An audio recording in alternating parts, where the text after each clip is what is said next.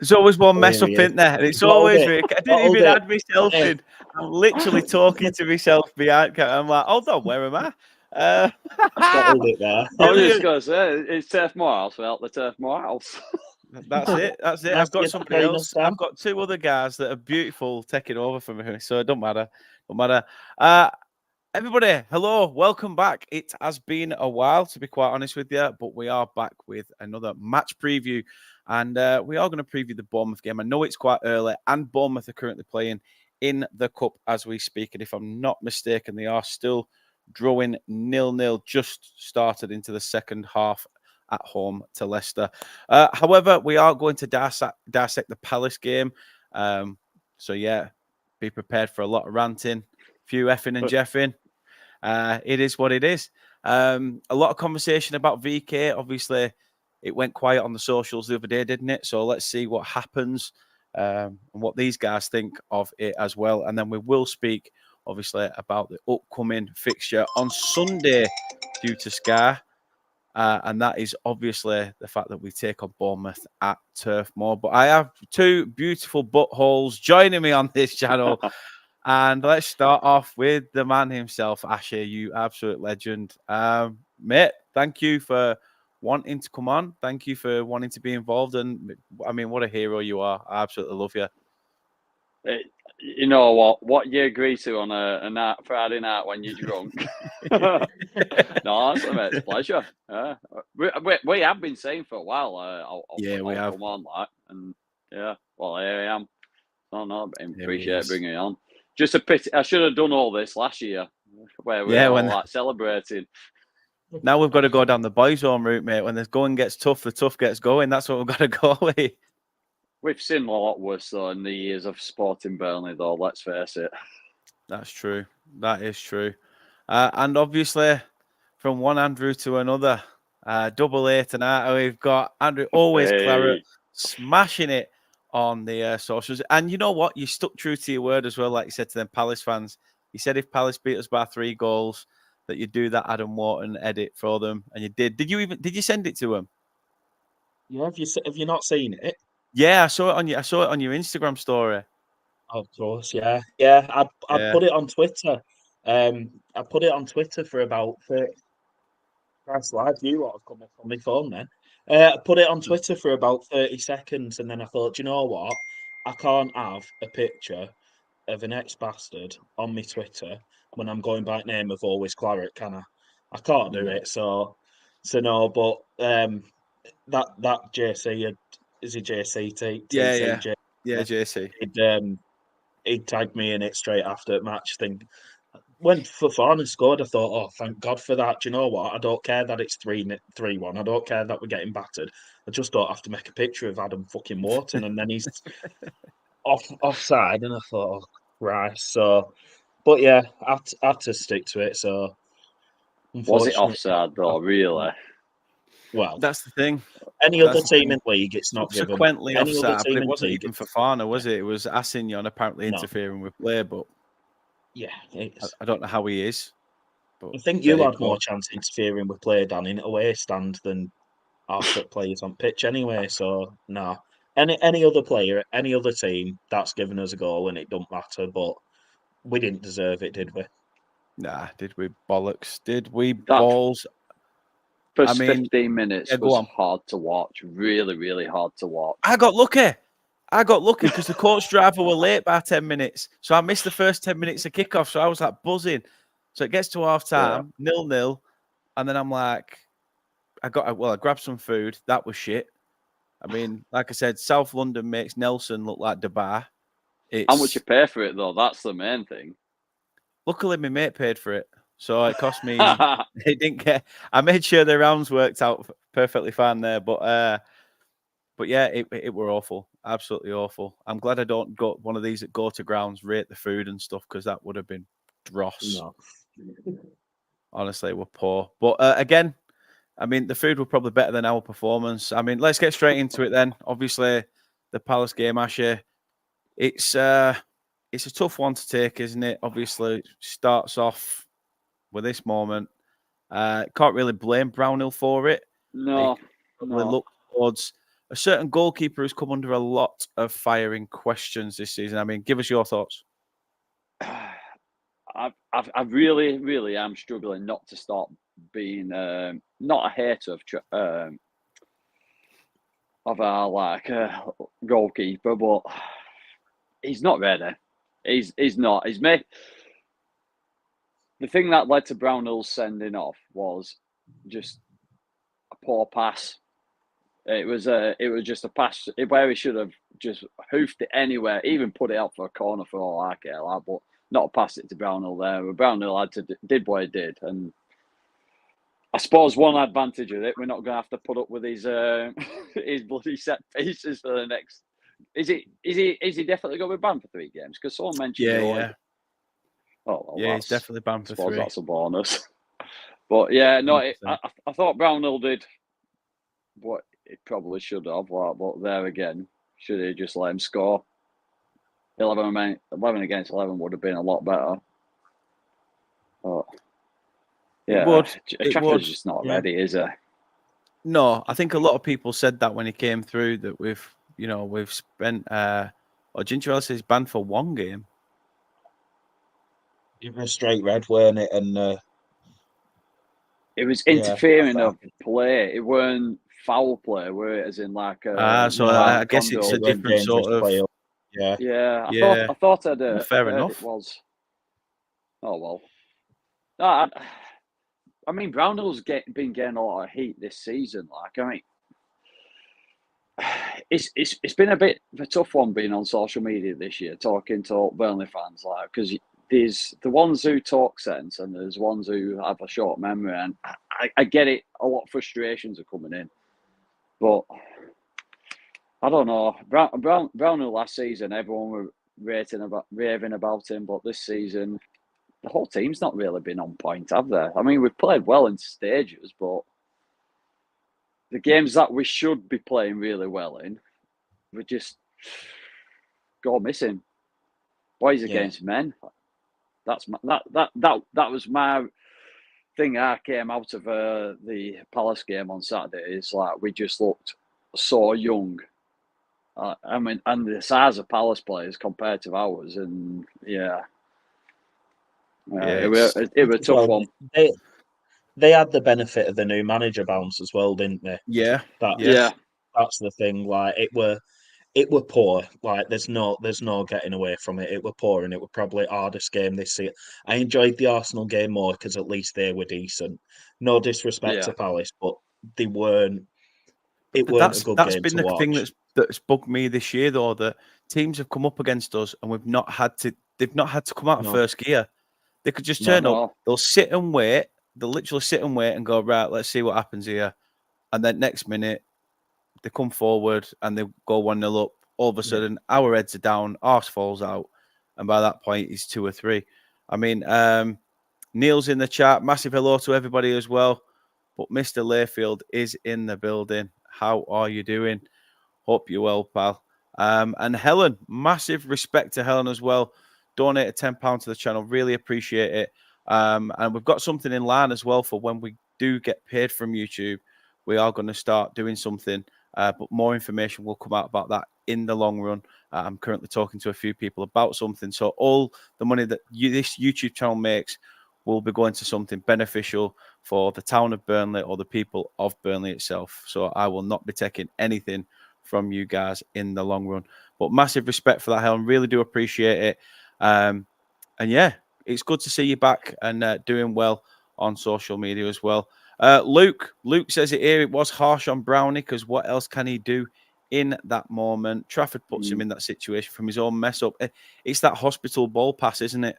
It's that, he had a Stev to pick out on the right-hand side. We've seen it a few times this year where, all Shea's saying, right, well, the Stev's free, play it to his feet, and he's just gone for that middle pass every time. And he's kept the ball at his feet for far too long. I mean, we could talk about Trafford all day long. And Anthony, I know you're an Arsenal fan, so shove it up your arse. No, that just to go back to that with Trafford holding the ball for too long. Like, is anyone else? And I don't, same as you, Ashy. Like, I don't want to slate on just Trafford because I do think he's going to be a great goalkeeper one day.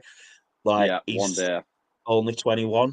We signed Pope when he was 24. I said this on Twitter the other day and got slated for it, but Pope was 24 when we signed him, and he wasn't the real deal when we first signed him. So he's got a long way to, like 3 years in football terms is a long time. So he's got that chance to build and grow. But I'm sick of his time wasting. At 0-0, when we still had 11 men on the pitch and he's catching ball and then going down on floor, you do that when we're 2-0 up, when there's 10 minutes to go. You don't do it at 0-0 when it's, and it goes back to holding the ball at his feet for too long. And by the time he's got an option to pass it, he'll give it to, like you say, hospital ball, tries to give it Brownhill. Brownhill has to pull player back. It's just, we need a bit of speed and a bit of go on, just go for it rather than. And I think when we played Sheffield United earlier in season at Turf, there was that go for it, just keep going, and that's what we can do. Why have we not done this for the rest of the season? Like, no, team selection for me has been another one. Or team selection. I mean, you've had the likes of Amdouni, who's just been a passenger in games. He's not really been up to the level of the player we expect. When he went off. Exactly. I thought we did when we brought Cullen on in his place. I think he was just we're having to carry him, and so we've got an extra job to do as well as the job that we've been asked to do. For a player of that caliber, that's meant to be what do they call him, a Swiss Messi or something? I mean, everything we've seen of him at the moment is Messi, just not Lionel. So it's quite poor. I mean, is it down to Kompany's team tactics?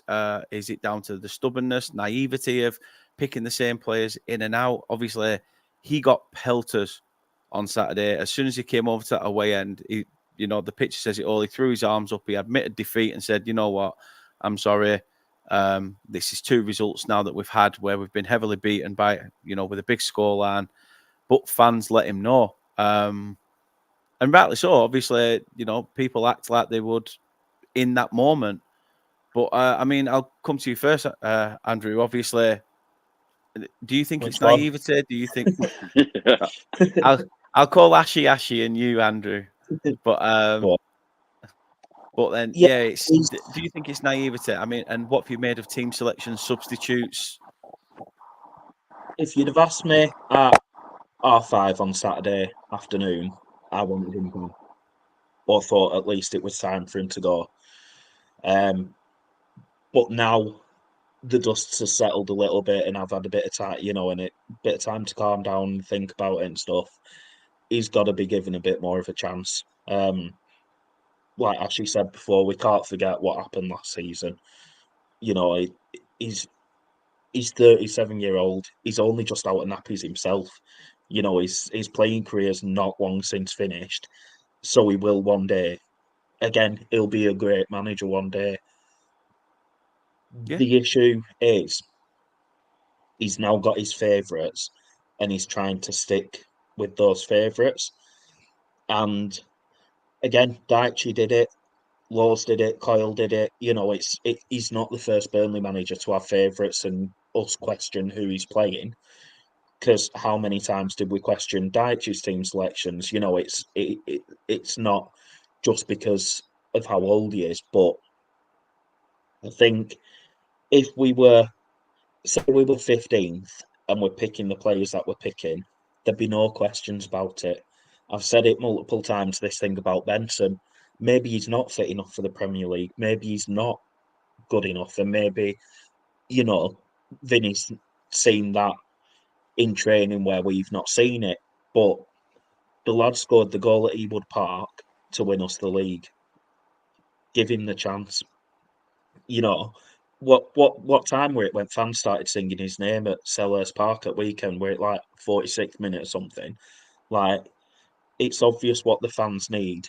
You need to get the fans back on side. Yeah. Give them that cult hero. Give them a little bit of something to cheer. And you know how bad it is when literally we were singing, making up songs to just get us through. So we're singing like, "We've got the ball, we've lost the ball, we've lost the," and then until we got it back, we'd continue. We're taking the piss out of ourselves. And I will say one thing though. It's embarrassing. Yeah, it's awful, but the fact that Palace, you could hear, because I was watching it on one of these very legal, very normal streams, and as we always do. Yeah, but fortunately, I had no commentator to listen to waffling, so I really enjoyed it. And if I can find another one of them, that's sometimes a godsend, mate. Honestly, it was so good. But you could hear Palace fans singing back to Burnley fans, "You lost the ball, we've got the ball." Like you could hear that, but you could hear Vinny, and you could hear him when we were passing it round the back. You could hear him going, "Get it forward, fucking get it forward, fucking move it, fuck." And I thought, do you know what? That's the side that we don't see because we're sat in the stands or we're watching it with bloody thinking Robbie that's what he's asking them to do. Yeah. So you could hear it. So that again, that sort of sways me to the, is it them not listening to him or his tactics not being implemented properly? Is it the players? Has he lost the dressing room? If he's lost the dressing room, what do we do? It just. But last season, he's still got credit in the bank for me. 10 games into next season, we go down 10 games into next season, we're round the bottom 5, bottom 6. Then maybe it's time to go. But at the minute, no, I'm happy with him. Sorry for the rant. No, mate. Honestly, this is seen as therapy, so don't worry about it. I mean, Ashy, your thoughts on it? Your thoughts on it? Because, like you say, his Kompany is he naive? Has his team selection's been a bit too samey and safe for you? I think probably one of the biggest cheers that we'd probably get on Sunday, without us winning and scoring if Muric nets, I think straight away the fans would be celebrating. That would feel like a win. And that's how bad things are at this point in time. You celebrate. But I really do. I think Trafford's got potential. Shot stopping, he's I won't say he's up there with the best, but he is a great shot stopper. It's his decision making, and it's almost like he's scoring own goals week in, week out. Is our defence not good enough this league either? Probably, but it doesn't help when no one has confidence in the goalkeeper at this point in time, and I'm just really, really concerned. It's knocking his stock down in terms of his value and where people see him. And also, it could have long-term damage on him in terms of because he has got all this potential. We watched him in the Euros. I mean, did he only concede 1 goal in the entire tournament? Didn't concede any. Yeah, and that was that last-minute penalty save, and then everyone will bigging up. It's coming to Burnley. This is what you're going to get, and it's like we've just really got a really good wonder kid who's just not ready. But then. Yeah, these other players like Amaduna, there's class there. You've seen class. Yeah. Well, there's a player there, but it's just not working at the moment. Yeah. But then there was the whole Ramsey situation. I mean, why are we playing Ramsey when he could have had Benson in that position, or before he sent Zahory out on loan? Oh, where's Brun Larson gone? Yeah, exactly. For me, Brun Larson's been really coming off the bench. Has been decent, absolutely solid. Made a stake actually to probably say, well, I should be in and around it. Especially, I'm getting forward. I'm trying to get balls into the box. But then you've got, the questions about Benson.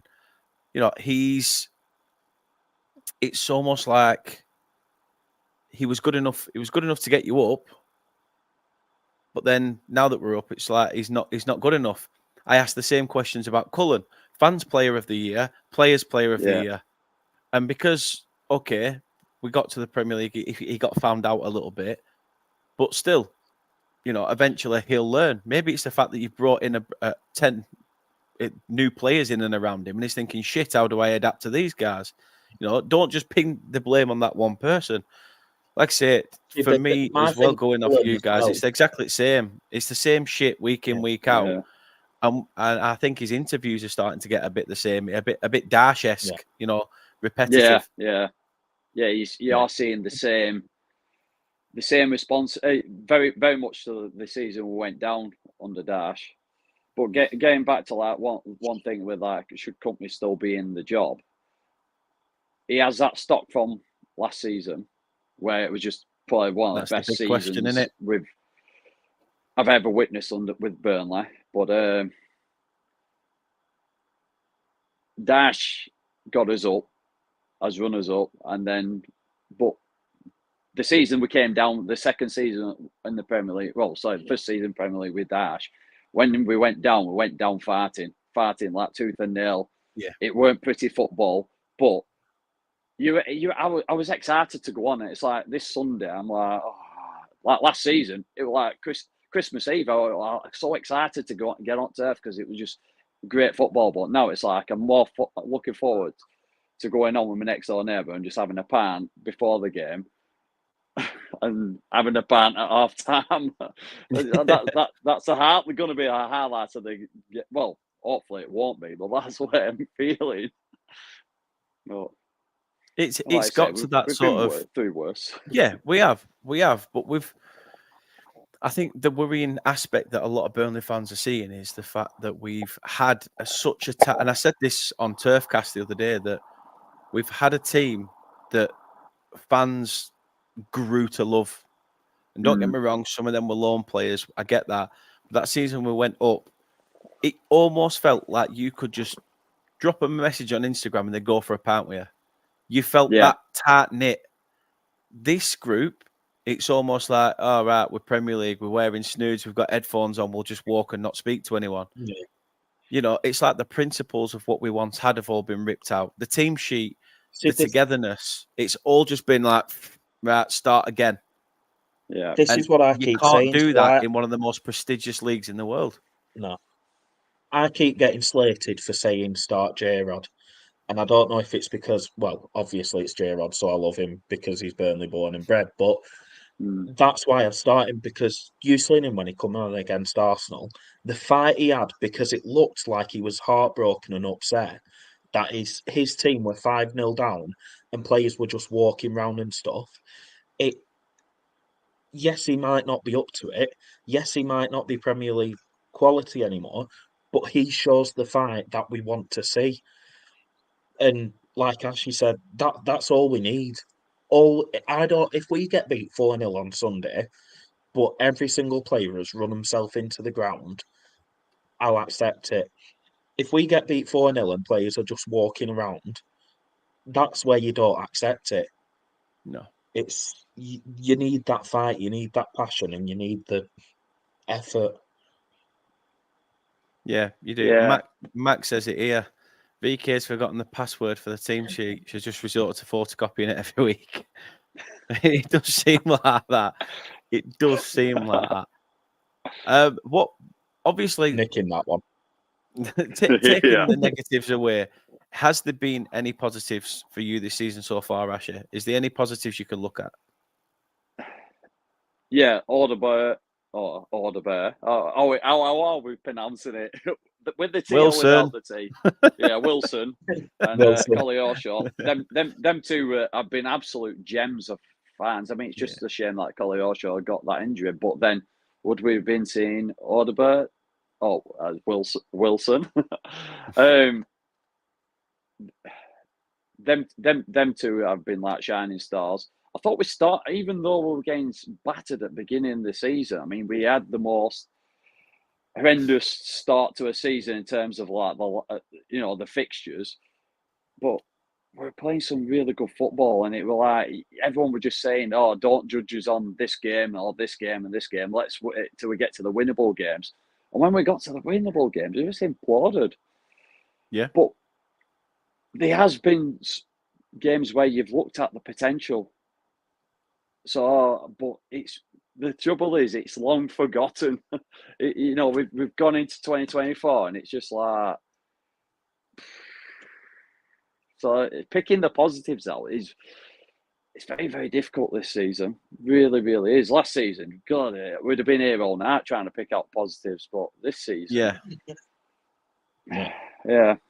It's like scratching your arse and looking for an answer to stop it itching. It's just not going to stop, is it? Any positives for you? Andrew, any positives that you can think of other than the Koleosho situation? I mean, I struggle apart from what Ashy said, to be fair. We're not 20th. That's yeah. we're not 20th. Is that a positive or is that splitting hairs? Yeah, more money we're not season, isn't it? Really? Yeah, true. Do you know what? Like, it sounds weird saying it, but like Ashley said, the matches at start of season where we were playing nice football, even when we got beat by Spurs 5-2, like I was enjoying going on turf still. It would not like. Don't get me wrong, but I still enjoy going on turf. I am looking forward to Sunday, because it's the turf, and I don't care how we're doing. I'm always looking forward to going on turf, but it was like season, whereas now it just seems like a distant memory. And the only game that's felt close to it was when we beat Sheffield United. Yeah. After we've hit a bit of a dip and then we beat Sheffield United, I thought, right, this is it. It's going to start coming now, and it's just not happening. No, I mean, if we can get 3 positives here that are different to each other, Jesus Christ. Let's have a look at championship table. They're only 4 points off bottom 3, aren't they? But in terms of the season, I think positive wise is that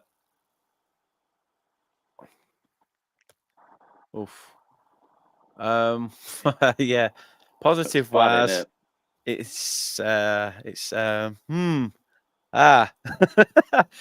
know what? I think I really can't think of one. I think the fact that where we are now at the beginning of the season, we had far. We don't even have that now.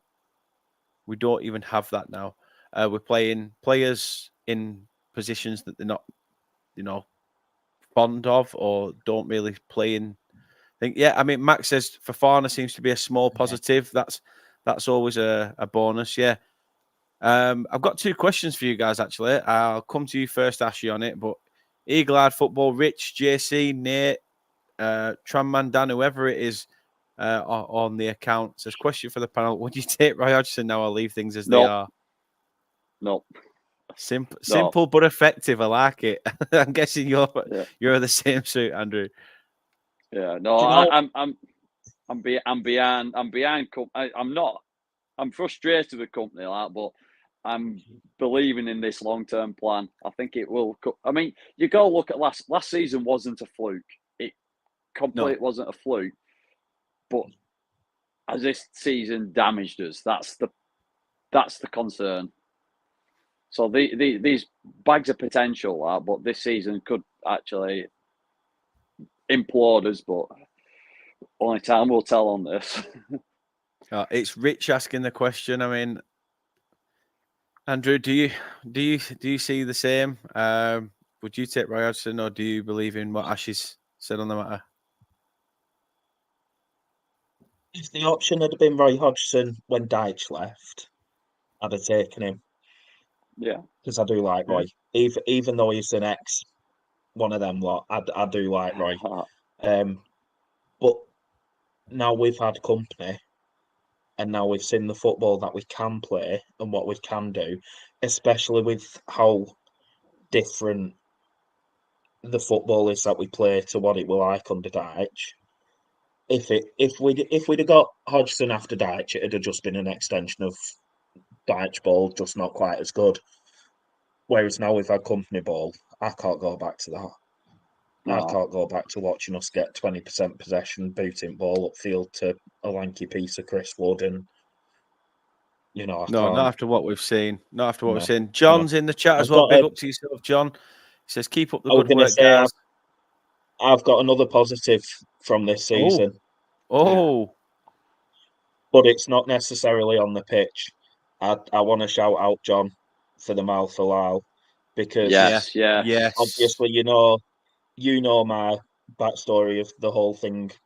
My account coming for mental health and stuff. Yeah. And seeing one of our lads going through it, John with the mouth allow. It's been brilliant to see people coming together, not just Burnley fans, not just, us Clarets, but the whole footballing community. So even if we go down for everything that's happened this season, shout out for John.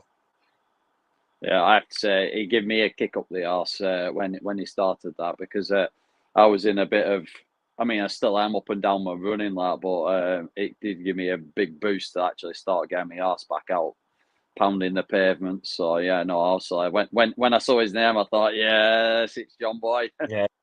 Yeah, no, it was a really, really great idea, and probably well needed, because stuff were obviously going on with obviously Foster, and yeah, and I think everyone's been struggling, haven't they, especially since the whole COVID situation, and yeah, but yeah, it's been a tough old season, and obviously we've got 12 games to go, and as much as we probably all want it to end now, we unfortunately have to sit through another 12 games. That, put it one way, there's a second documentary, and I don't think the viewing figures are going to be good on this one. Put it that way. Yeah. Can you imagine if we stay up though? If we stay up, I will watch it. How good will this documentary be if we stay up? How good will it be if we stay up? It would, but the only way I can see that happening is due to points deductions to potentially Wolves and Forest. Yeah. But even then, we've got to do something, because at the moment, we're struggling. If anything, the only team it's probably damaging more than us and Sheffield United, because we can't, buy a win for love nor money, is probably Luton. Because, they're showing far, endeavouring games that what we used to have. Yeah. Getting promoted, underdogs, everyone's written you off before you've kicked a ball, potentially a worse points tally than Derby and all this stuff. And they've just gone up and gone, you know what? Nah, we're here on merit. Fuck it, let's go do what we need to do. And they have done. And fair play to them. John says as well, cheers, guys. We keep on running, walking, swimming. P.S. We really need Lyle and Fofana together up top, and Jack Cork. Yeah, I agree. I don't understand why Jack Cork's been pushed out. It almost feels like half of the Dash-esque players that we had have actually all been pretty much cast aside, apart from Charlie Taylor, who, to be fair, he couldn't cast aside because we don't have a left back. Yeah, we had no one else. Yeah. Lee says he's going to watch it to see what happens behind the scenes, which yeah, true. I'd love to see, the bollockins and what goes on a little bit, I guess, especially this season, to see if it's any different to the countless meetings that we had in the first one. Ginger Alley says Kompany got lucky last season. Time to resign. Vincent, 3 wins in 26. Like I said, it's a very split fan base. It's like, yeah, I'm with a lot of the fans when they say VK in, but then I struggle to find reason why I'm VK in right now. It's almost like, just give him time. Just give him time. We've been down with Dash. We've come back up. We've achieved European football. So let's not be hasty. We've never been a hire and fire sort of club. Let's see where we go. I'll tell you what. Let's spin this into a positive. Let's spin this into a positive. And I've got 13 players on a list that have played for both clubs, Burnley and Bournemouth. I want to see who can get the most between you. And it's going to be exactly similar to how it would be if you think you can get more. A bit like a game of bullshit. Someone's going to say, I could name 6. Someone could say, I could name, 10 or whatever. But there's 13 names I could think of one, definitely. But yeah, go on then, Ashy. If you want to, so Ashy's called 1. You called 4. Can Ashy go more? I think I've got 4. Yeah. Yeah. So are you going to go 5 or call bullshit? I'm going to call bullshit. I think I can only do 4. I can't get 5. He's definitely not. I couldn't get 5. No. You will kick yourself when I tell you half of the people. You really will. Well, So, you've got. are you calling it? Are you calling 4? I think I'm going to have to, but I feel like there's one that I don't know if he played for Bournemouth or not, and if he did, I'll be pissed off that I didn't say it. So yeah, 5. You're gonna go 5. I'll go for 5. What are you saying, Ashy? I'll call bullshit. Right, Andrew, the floor's yours. Who are your 5? Number 1, Big Sam, Vauxy. Yep. Oh, Number yeah. 2, I forgot. who did it? Number 2, Junior Stanislas. Yeah. Yep. I've got First one for me. Stanislas. Number 3, Danny Ings. There they are. The formidable 2. Yeah. I feel like as I'm saying them, I feel like I'm getting more in my head. Number 4, Josh McCoy. Good shout.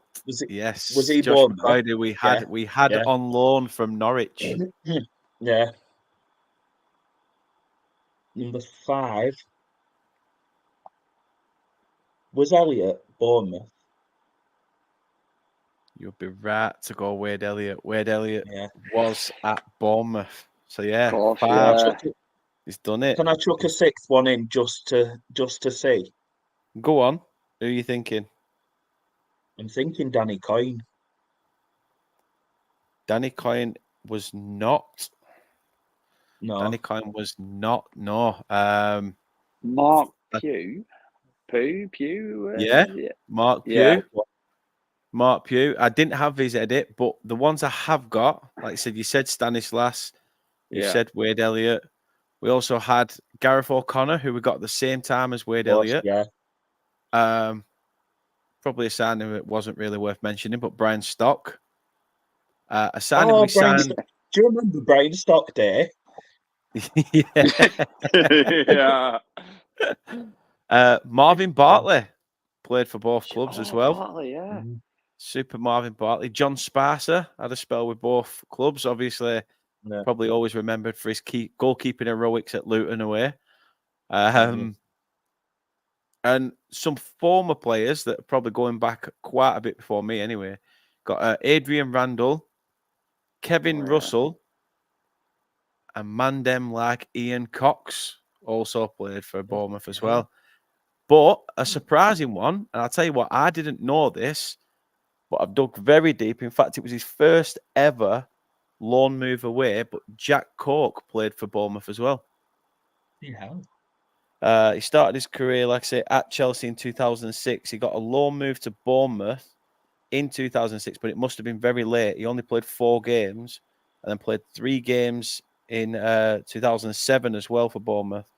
So he's had seven games for the Cherries before he ended up joining Scunthorpe on loan, then Watford, Coventry, then Burnley, and then Southampton and all the rest of it. So he's, again, been a bit of a journeyman, but that one was a surprise to me, to be quite honest with you.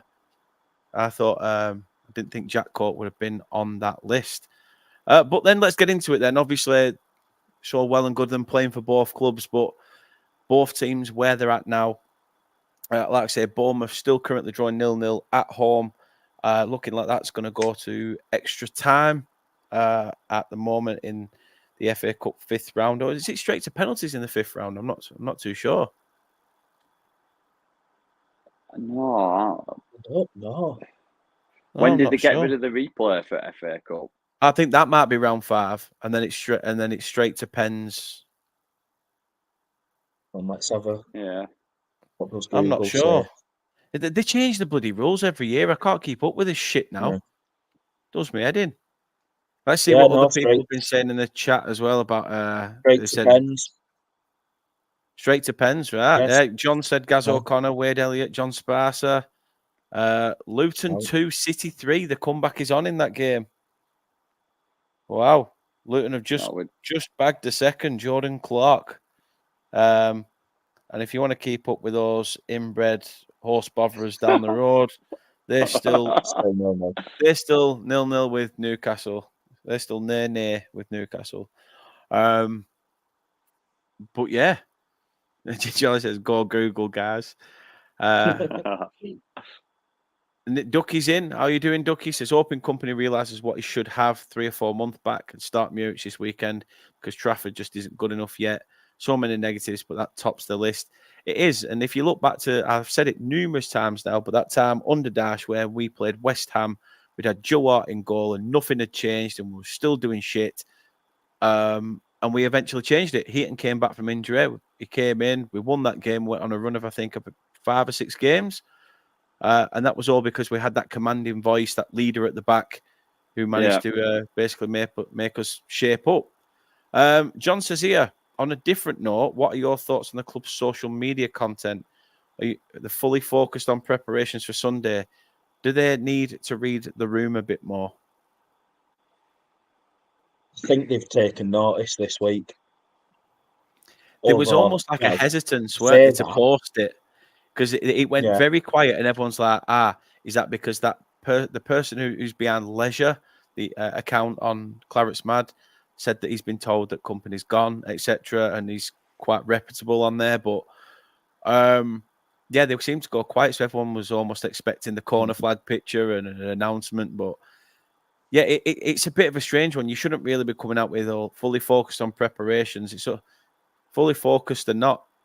You can be fully focused today, but when it comes to match day, you're focused on your paycheck and pissing off to just somewhere out with the missus. It's hard. I know we're all right as fans posting on social media, so we can do that. But I don't know about you guys, but I try and be upbeat on it in every match before on the Monday, I want to put a match day a graphic on building up towards the weekend and go, come on, guys, looking forward to the weekend. And the amount of hate or slating that I've got from posting yesterday, I get why there was the quietness and the hesitation, but they've got a job to do and they've got to keep posting stuff like that. So it's hard because you know that the person behind the account might not even be a Burnley fan. Yeah. So it's a hard one, but I get the fans I do get the frustration because you see it going like what were it last week? Something about staying strong, and we've just been battered 5-0 from Arsenal. There's no strength there whatsoever. They do need to read the room a bit, but I do get it from their side. It's a bit I think it's a kick in the teeth for fans that are just like they're so dejected. They would rather have, I don't know, some message, maybe even just Kompany sitting in a room saying, "Look, I know it's not been going our way this so far, but please, whatever you do, keep coming in your numbers, keep supporting the boys, keep backing them, and we will do everything to make sure that shirt's got sweat on it." Even just something as simple as that. You're not exactly saying, going to the ends of the earth for fans. You're just saying something a bit more. Maybe to make the optimism levels rise a little bit, because we all know that the atmosphere at the Turf has been absolutely dog shit this season. There's been nothing. There's no drum. Yeah. We need no drum. Don't even get me started on a drum. Jesus, wet. I'm still waiting for my flag. I just want to say that Luton comeback's not happening because City have gone and popped another 2 in, so it's 5-2 to City already. So that had a quick turnaround. That were a quick turn. And you'll never guess who's bagged all 5. So, has he scored all 5? He's scored all 5. He's probably done it with his eyes shut as well. The big lanky ugly shithouse. Can we not have fancy points for this? It's in my fancy team. I need this. Double captain game week. Yeah. I need this. I've got a bet on with Mrs. nephew. Whoever wins at end of season, I get 40 quid. So I need these points. Come on. Yeah, well, it looks like I'm giving my stepdad a tenner because I said Burnley will finish above Everton this season. So I'm a tenner down. What he don't realise is I'm going to give him a tenner lady pad. He's not having any money off me, stingy bass.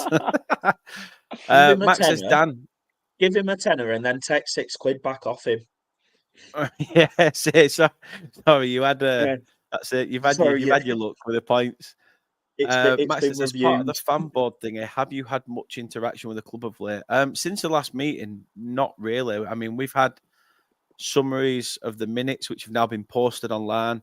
But at the time, like I say, off the pitch, what I'm hearing from Alan Pearce and everything else, I'm fully invested in. I think what Pearce and some of the directors that have sat in these meetings have said has been very warming, very sort of the vision for where they want to achieve with this football club. Enough. Oh, I you've think gone. we all sort of. What's that? You froze. You've gone then. Oh, he's gone again. Am I back? Am I back? Yeah. Keep freezing. And if you want to Honestly, end I it don't know early, what it is. My internet's going shit today. I don't know why. I've not done a podcast in ages. Pay your It's like provider. arse is falling out.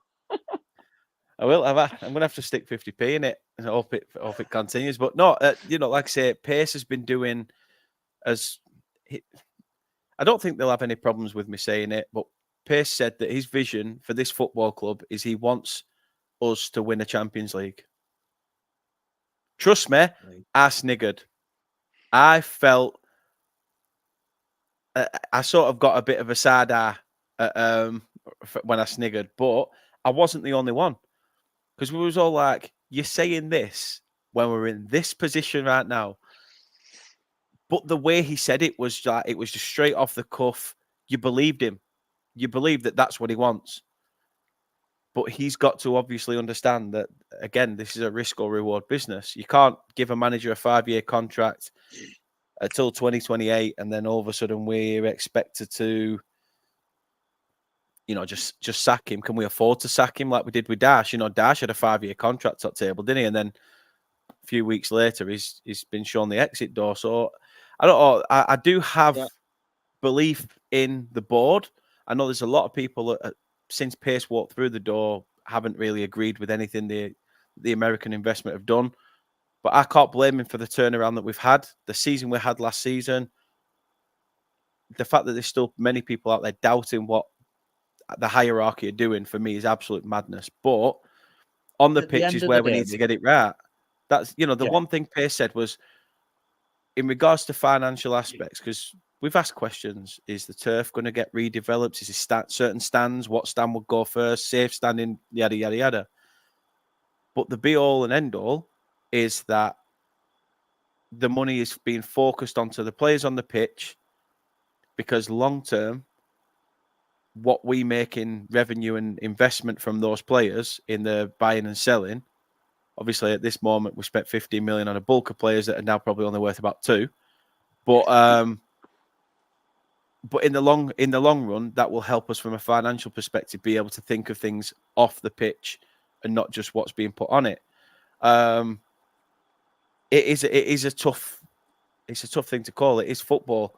I think I said the other day on a podcast that this season, the season we went down and media were questioning us, saying stuff like Burnley could go down and down again. The way we're playing this year, it's made me think, oh, is there some truth to that with the just naivety of these kids? Or are we still going to be too strong for the Championship? Do I worry a little bit? Are we going to adapt? I worry more now than I did then. But it's tough. I mean, we could talk about this all day, but let's talk about this weekend's game. Let's talk about the visit of Bournemouth. They're not really in a good position themselves. No. I mean, and the fact is, another bonus is they're actually in extra time against Leicester now because it's still 0-0. So they'll be even more knackered. But yeah, Bournemouth. I mean, what have you made of their season so far, Ashy? They've been hit and miss, though, haven't they? I mean, when we were discussing this before we came on air, they were looking like they were relegation contenders. Then they beat us, and they went on this drive, it's the Premier League is a funny old league, isn't it? It's one of those, if you do go on like a 3-4 game winning spell, you can be boosted quite high up at the table or out of like a certain battle, but I always try to go into every game optimistic, and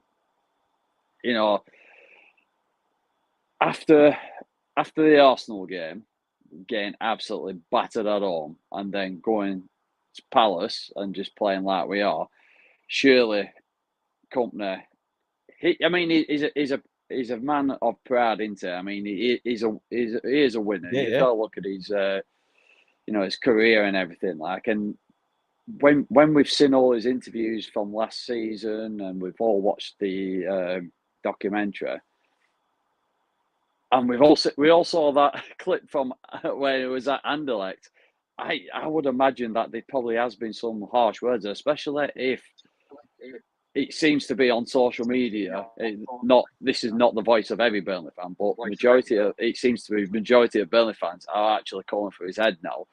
He will be feeling the pressure for this Sunday's game, and if that doesn't get you fired up and he can't fire that team up, then the next 11 games after that is going to be very, very difficult to watch. But I suppose if he changes things up ever so slightly, I mean, obviously we've got no Brownhill, so who he slips in for Brownhill will obviously make a difference, maybe. And if he goes with Muric, I think. I try to think back to when we played Sheffield United this season at home, and we started, obviously, Trafford started, didn't go like, but we started like, I mean, he oofed that ball right up, and what, 3 touches in back at net? Yeah.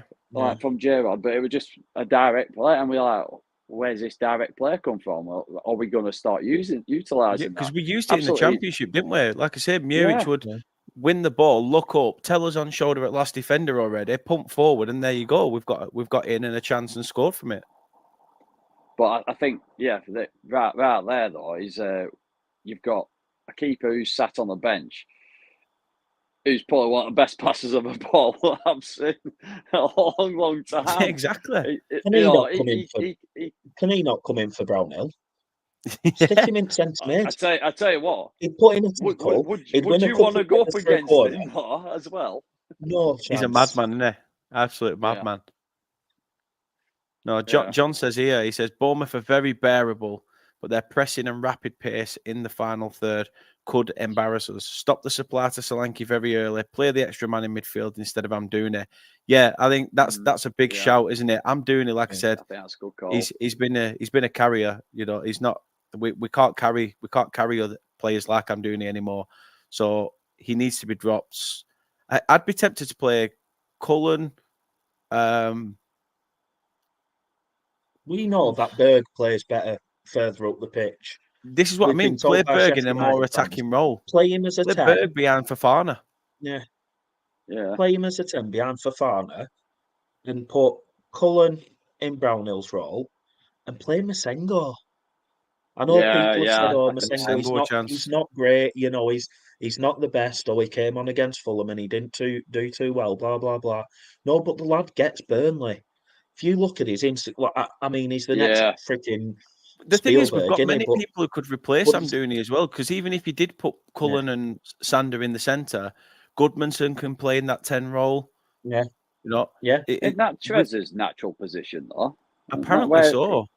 Yeah, apparently so. But I don't know what it is with Burnley. You buy a striker, you play him out at wings. We've done that too many times over the years. We did it with Patterson, Lafferty, Rodriguez at the start as well. Steve Jones, Andy Grieve, and Barnes at one point. Barnes even played. I don't understand why we're doing that. But now we've bought a load of wingers and trying to play them up front. So it's mad. It's absolutely mad. I mean, Bournemouth have gone pretty much full strength tonight. Looking at it, the likes of Alex Scott, Luis Sinistera, who they signed from Leeds. Claire Balding's just scored for Newcastle. Oh, Claire Balding's Gordon's alive. Good. It's about time Gordon's alive in the box. Get in. Reap what you sow. Staying down forever, you piece of shit. Hate ya. Can't stand you. Get in. Scott says here, Scott's a Leicester fan as well, and obviously they're currently in that game. To be honest, Bournemouth have looked poor tonight. I understand they're not playing full strength. I mean, it looks full strength to me. But in all fairness, we've played 3 starters for most of the game. The rest are looking to make the bench, which don't know whether that says. John says, beatable, not bearable. There we go. Yeah, we're going to say Bournemouth, bearable. Oof. Matt's going 2-0, I reckon. Ducky says, I hope Benson starts. Need somebody to step up and hope he's the one to do it. Exactly. And he's not a starter, though, is he? He just needs to come on with half an hour to go. This is what I mean. Benson is one of them 65 minutes, 60 minutes. Yeah.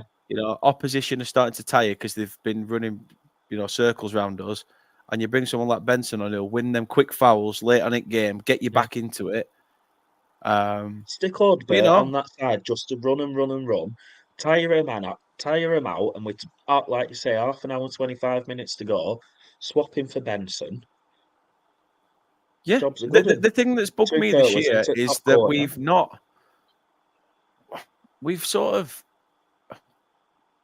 Kompany's tactics for me have been a bit questionable. Like I say, the substitutions have been there sometimes as well. I think the game against Palace, like I say, bringing Vitinho on and then bringing Benson on 90 plus 1, 2, whatever. And you're just like, I can't believe you did that. You just took the piss out of the fans, to be honest. But early on in the season when we played Manchester United, Koleosho had Diego Dallo on toast. Absolutely had him for breakfast. Yeah. What did he do? That's right, yeah. Shifted him to the other side where Sergei Reguilon was, and Reguilon had the better of Koleosho, alienated his game, and we right, there's your attacking threat gone, Burnley. Now what do you do? Yeah. And you're just like, what's the thinking? Where's the method to your madness? What? We did it against Chelsea as well, though, didn't we? Like, he had... Is it Cassidy, whatever his name is, with long hair for Chelsea at left back? He had Koleosho there, running at him, winning free, and he won a free kick, and he got booked. That Cassidy with one sideshow Bob wannabe, and he got booked, and he swapped Koleosho to the wing, and he put Cucurella, that's it. And he swapped Koleosho to other wing, and I think he put Brun Larson on there. And you're thinking, he's got a yellow card. He's fastest player in team. Just let him run at him. Just let him run at him and wind him up. And in end, he'd have got sent off. But it's just little things like that where we can all see it. And yet, this bloke who won how many Premier Leagues and how many other trophies, who's one of the best defenders in the Premier League of all time, can't see any of it. Yeah. It just baffles me. Here's my question, though, and without obviously stating the obvious of actually winning games like that, but what is it going to take for us actually to stay up? Obviously, you've got to win games like that, but is it going to be that selection? Does it start on Sunday? Muric, change it. That's the first change. Obviously, we know Brownhill, so that's a forced change. Yeah. Something has to give.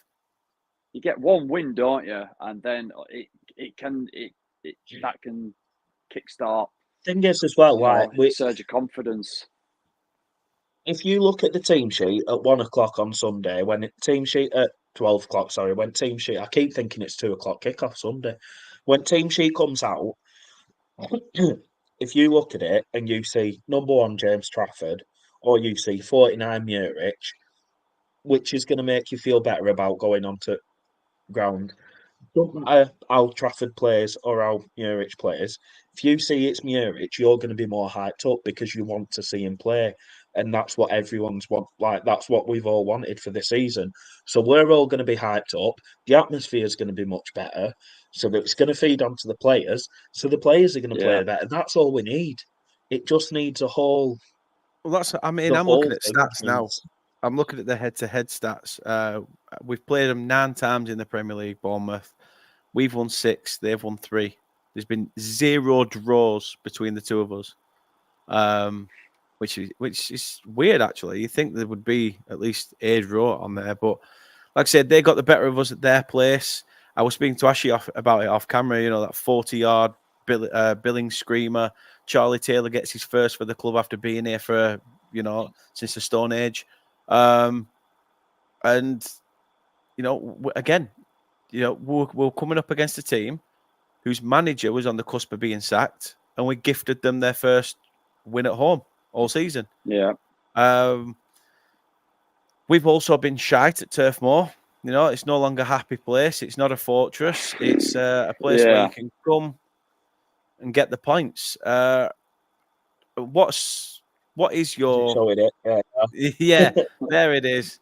There it is. Get the Tipex anymore. out. Get the Tipex out. Going into it then, scoreline predictions. How are you seeing it? How do you see it? I'll come to you first, Andrew.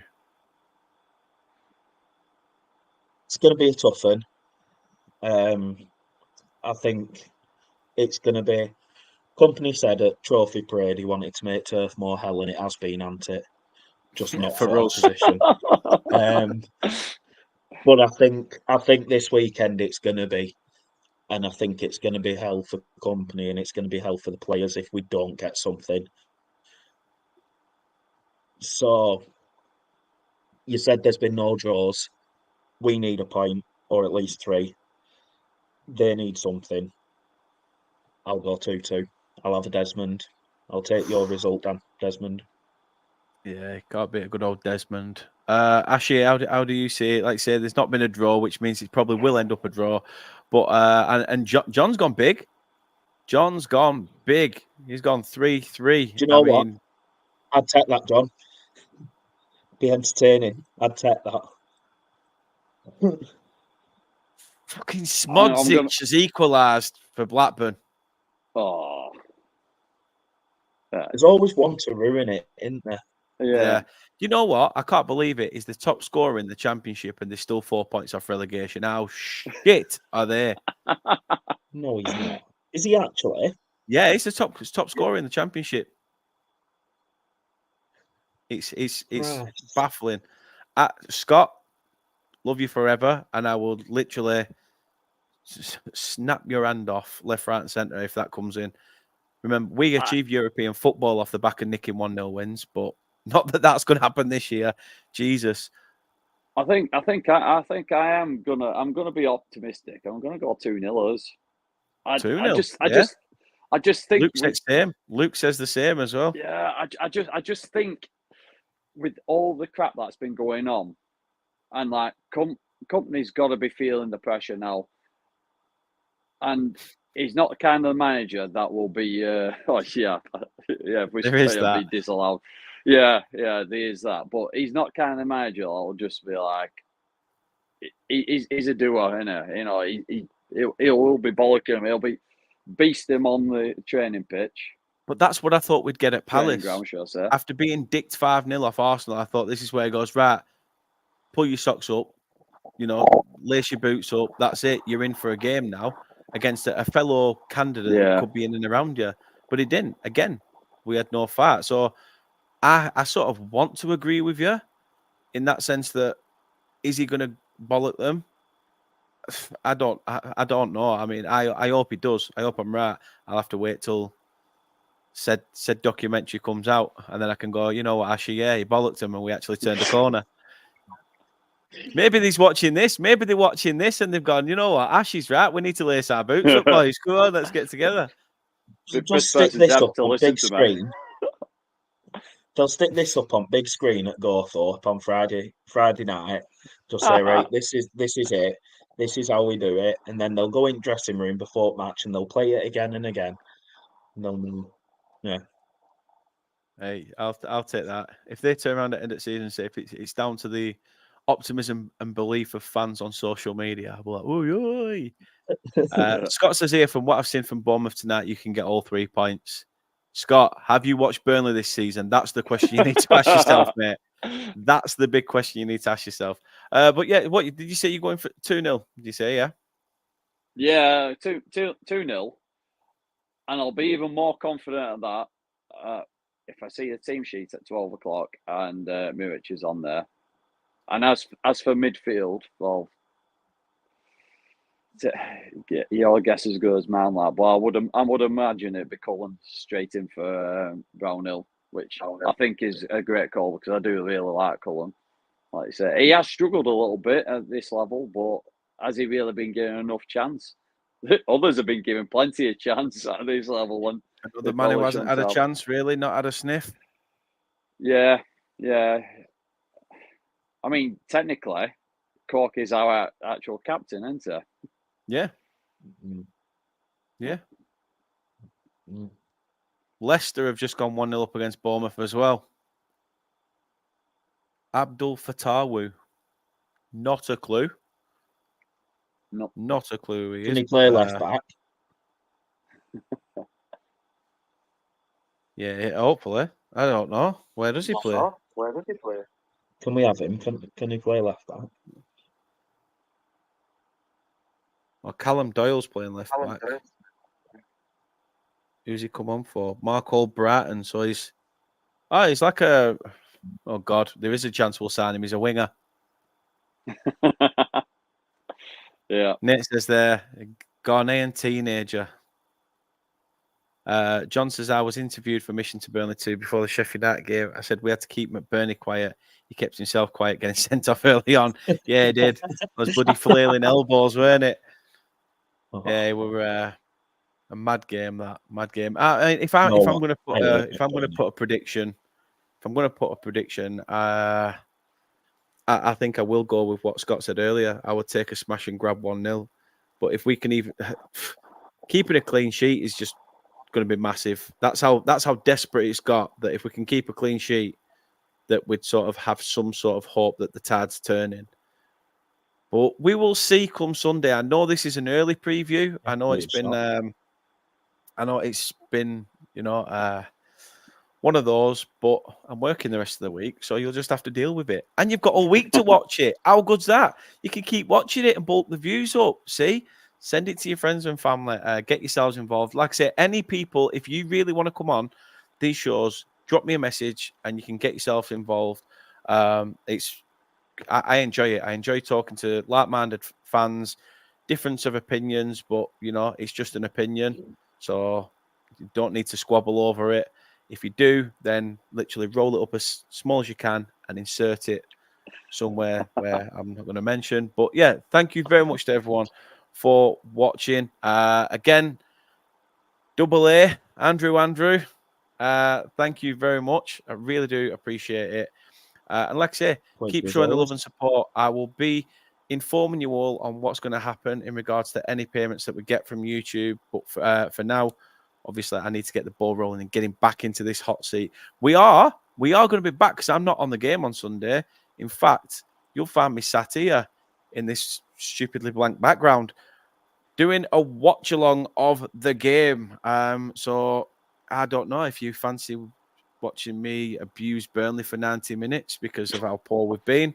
Then feel free to come along and join it with me. And just, your sympathy will be much appreciated. But let's see, can we turn the tide? Bournemouth on Sunday, 1:00 kickoff at Turf Moor. What else is there left to say, guys? UTC? You know what that means now? Until the championship. Happy days. Everyone, take care. And we'll see you soon.